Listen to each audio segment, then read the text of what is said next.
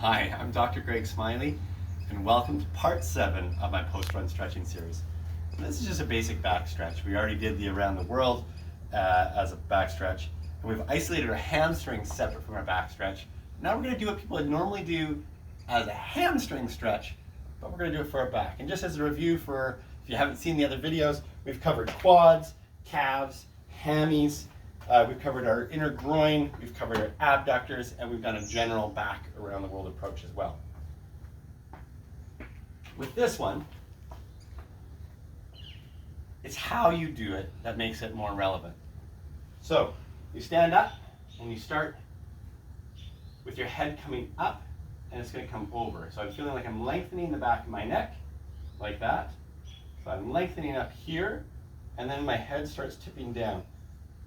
And the way I was trained, and the way I think is the best way to explain it, is you go over vertebrae by vertebrae.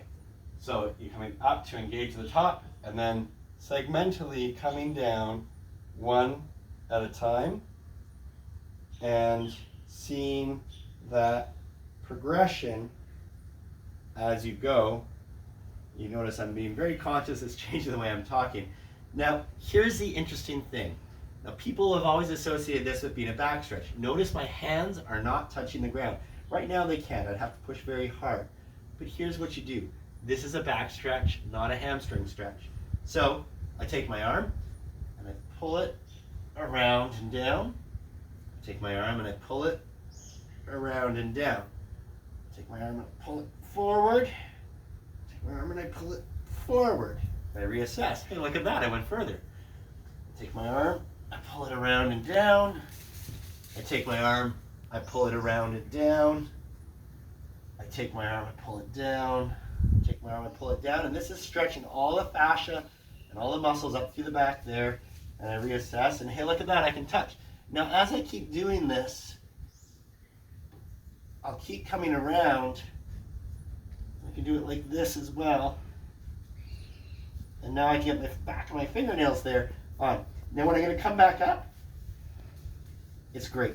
I'm going to come up vertebrae by vertebrae, same thing. So first my pelvis has to come into position, and then I come up vertebrae by vertebrae coming up through here. So pelvis into position, my head stays down, my shoulders are down, and I work my way up segmentally, coming through so that my head is going to be the last thing.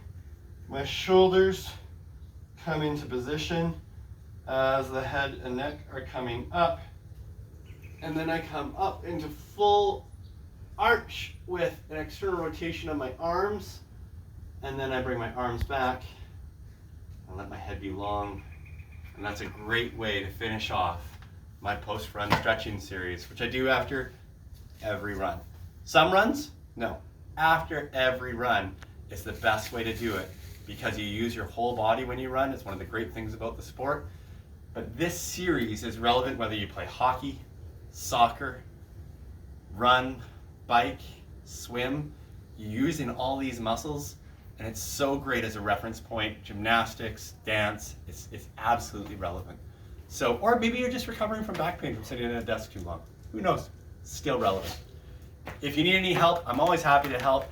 And if you need referrals to someone else who's near you, I'm also happy to help with that. Have fun.